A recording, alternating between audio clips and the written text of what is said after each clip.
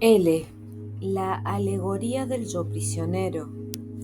Comencemos a presentar la alegoría fijando la atención en un hombre a quien han tomado prisionero y condenado de manera inapelable a reclusión perpetua. Él desconoce esta sentencia, así como cualquier información posterior a su captura procedente del mundo exterior, pues se ha decidido mantenerlo indefinidamente incomunicado. Para ello ha sido encerrado en una torre inaccesible, la cual se halla rodeada de murallas, abismos y fosos, y donde resulta aparentemente imposible todo intento de fuga. Una guarnición de soldados enemigos a los cuales no es posible dirigirse sin recibir algún castigo, se encargan de vigilar permanentemente la torre. Son despiadados y crueles, pero terriblemente eficientes y leales. Ni pensar en comprarlos o engañarlos. En estas condiciones no parecen existir muchas esperanzas de que el prisionero recobre alguna vez la libertad, y sin embargo, la situación real es muy otra.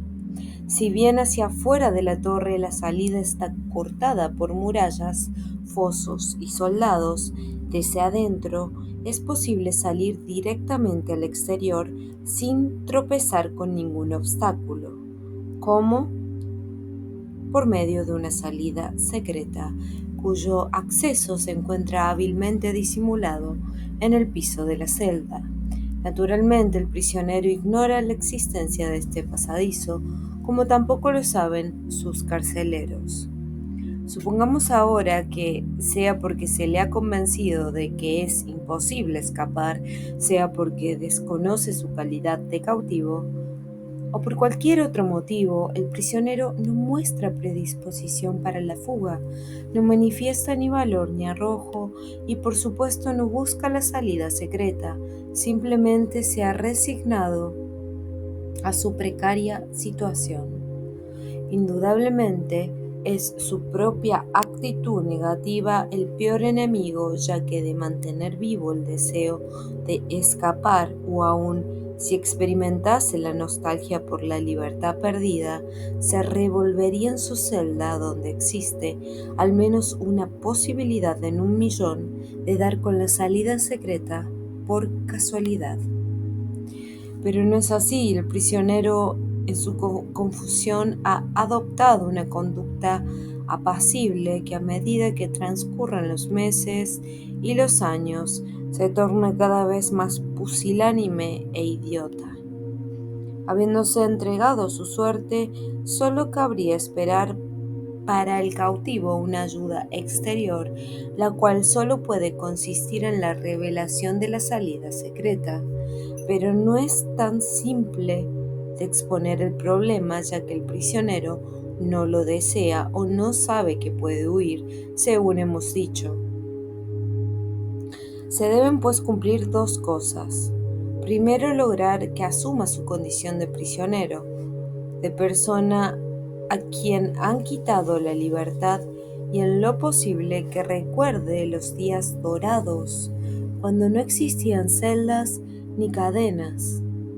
Es necesario que tome conciencia de su miserable situación y desee ardientemente salir previamente a, segundo, revelarle la existencia de la única posibilidad de huir, porque bastaría ahora que el prisionero desea huir, solo con que sepa de la existencia de la salida secreta, a ésta la buscará y hallará por sí mismo. Planteado así, el problema parece muy difícil de resolver. Es necesario despabilarlo, despertarlo de su letargo, orientarlo y luego revelarle el secreto. Por eso es hora ya de que nos preguntemos: ¿hay alguien dispuesto a ayudar al miserable prisionero? Y si lo hubiese, ¿cómo se las arreglaría para cumplir las dos condiciones del problema? Debemos declarar que afortunadamente hay otras personas que aman y procuran ayudar al prisionero. Son aquellos que participan de su etnia y habitan un país muy pero muy lejano, el cual se encuentra en guerra con la nación que lo aprisionó, pero no pueden intentar ninguna acción militar para liberarlo debido a las represalias que el enemigo podría tomar sobre los incontables cautivos que, además del de la torre, mantienen en sus terribles prisiones. Se trata pues de dirigir la ayuda de la manera prevista, despertarlo, orientarlo y revelarle el secreto. Para ello es preciso llegar hasta él, pero ¿cómo hacerlo si ha sido encerrado en el corazón de una ciudadela fortificada, saturada de enemigos en permanente alerta? Hay que descartar la posibilidad de infiltrar un espía debido a las diferencias étnicas insuperables. Un alemán no podría infiltrarse como espía en el ejército chino, del mismo modo que un chino no podría espiar en el cuartel de las SS. Sin poder entrar en la prisión y sin posibilidad de comprar o engañar a los guardianes, solo queda el recurso de hacer llegar un mensaje al prisionero. Sin embargo, enviar un mensaje parece ser tan difícil como introducir un espía. En efecto, en el improbable caso de que una gestión diplomática consiguiese la autorización para presentar el mensaje y la promesa de que éste sería entregado al prisionero, ello no serviría de nada porque el solo hecho de que tenga que atravesar 7 niveles de seguridad en donde sería censurado y mutilado torna completamente inútil a esta posibilidad. Además, por tal vía legal previa autorización, se impondría la condición de que el mensaje fuese escrito en un lenguaje claro y accesible al enemigo, quien luego censuraría parte de su contenido y transpondría los términos para evitar un posible segundo mensaje cifrado. Y no nos olvidemos que el secreto de la salida oculta tanto interesa que lo conozca el prisionero como que lo ignore el enemigo. Y lo primero, ¿qué decir en un mero mensaje para lograr que el prisionero despierte, se oriente, comprenda que debe escapar? Por mucho que lo pensemos, se hará evidente al final que el mensaje debe ser clandestino y que el mismo no puede ser escrito. Tampoco puede ser óptico, debido a que el pequeño ventanuco de su celda permite observar solamente uno de los patios interiores, hasta donde no pueden llegar señales desde el exterior de la prisión. En las condiciones que hemos expuesto, nos resulta evidente sin duda de qué manera pueden sus cameraden dar solución al problema y ayudar al prisionero a escapar. Tal vez se haga la luz si tenemos presente que, pese a todas las precauciones tomadas por el enemigo para mantener al cautivo desconectado del mundo exterior, no lograron aislarlo acústicamente.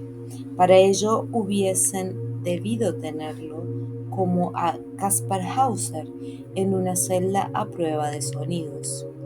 Veamos ahora como epílogo el modo elegido por los cameraden para brindar efectiva ayuda, una ayuda del que primero despierte y segundo revele el secreto al prisionero, orientándolo hacia la libertad.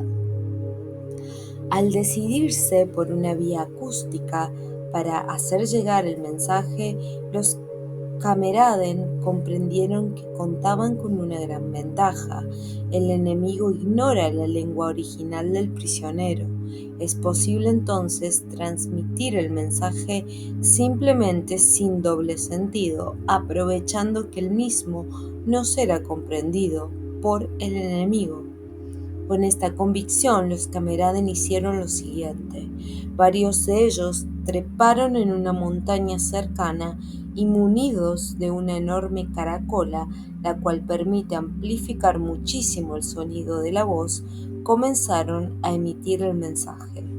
Lo hicieron ininterrumpidamente durante años, pues se habían juramentado a no abandonar el intento mientras el prisionero no estuviese nuevamente libre, y el mensaje descendió de la montaña, cruzó los campos y los ríos, atravesó las murallas e invadió hasta el último rincón de la prisión. Los enemigos al principio se sorprendieron, pero como ese lenguaje para ellos no significaba nada, tomaron el musical sonido por el canto de algún ave fabulosa y lejana, y al final acabaron por acostumbrarse a él y lo olvidaron. ¿Pero qué decía el mensaje? Constaba de dos partes. Primero, los Cameraden cantaban una canción infantil. Era una canción que el prisionero había oído muchas veces durante su niñez. Allá en la patria dorada, cuando estaban aún lejanos los días negros de la guerra y el cautiverio perpetuo solo podía ser una pesadilla imposible de soñar. Oh, qué dulces recuerdos evocaba aquella melodía, qué espíritu, por más dormido que estuviese, no despertaría sintiéndose eternamente joven al oír nuevamente las canciones primordiales, aquellas que escuchara embelesado en los días felices de la infancia y que sin saber cómo se transformaron en un sueño lejano y misterioso. Sí, el prisionero, por muy dormido que estuviese su espíritu, por más que el olvido hubiese cerrado sus sentidos, acabaría por despertar y recordar. Sentiría la nostalgia de la patria lejana, comprobaría su situación humillante y comprendería que solo quien cuente con un valor infinito, con una intrepidez sin límites, podría realizar la hazaña de la fuga. Si tal fuera el sentir del prisionero, entonces la segunda parte del mensaje le dará la clave para hallar la salida secreta. Obsérvese que hemos dicho la clave y no la salida secreta, porque sucede que mediante la clave el prisionero deberá buscar la salida secreta, tarea que no ha de ser tan difícil considerando las reducidas dimensiones de la celda. Pero luego de que la encuentre, habrá de completar su hazaña descendiendo hasta profundidades increíbles, atravesando corredores sumidos en tinieblas impenetrables y subiendo finalmente cumbres remotas. Tal el complicado trayecto de la enigmática salida secreta. Sin embargo, ya está salvado en el mismo momento que inicia el regreso, y nada ni nadie logrará detenerlo. Solo nos falta, para completar el epílogo de la alegoría, decir una palabra sobre la segunda parte del mensaje acústico, esa que contenía la clave del secreto. Era también una canción, una curiosa canción que narraba la historia de un amor prohibido y sublime entre un caballero y una dama ya desposada. Consumido por una pasión sin esperanza, el caballero había emprendido un largo y peligroso viaje por países lejanos y desconocidos, durante el cual se fue haciendo diestro en el arte de la guerra.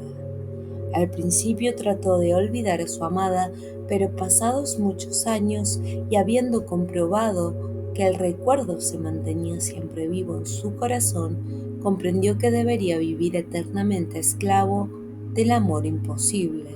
Entonces se hizo una promesa: no importarían las aventuras que tuviese que correr en su largo camino, ni las alegrías o infortunios que ellas implicaran. Interiormente él se mantendría fiel a su amor, sin esperanzas, con religiosa devoción, y ninguna circunstancia lograría apartarlo de su firme determinación. Y así terminaba la canción, recordando que en algún lugar de la tierra, convertido ahora en un monje guerrero, marcha el caballero valeroso, provisto de poderosa espada y brioso corcel, pero llevando colgada del cuello una bolsa que contiene la prueba de su drama, la clave de su secreto de amor, el anillo de bodas que jamás sería lucido por su dama. Contrariamente a la canción infantil de la primera parte del mensaje, esta no producía una inmediata nostalgia, sino un sentimiento de pudorosa curiosidad en el prisionero. Al escuchar, viniendo quién sabe de dónde, en su antigua lengua natal, la historia del galante caballero, tan fuerte y valeroso, tan completo en la batalla, y sin embargo tan dulce y melancólico, tan desgarrado interiormente por el recuerdo de amor, se sentía el cautivo presa de esa curiosidad pudorosa que experimentan los niños cuando presienten las promesas del sexo o intuyen los misterios del amor.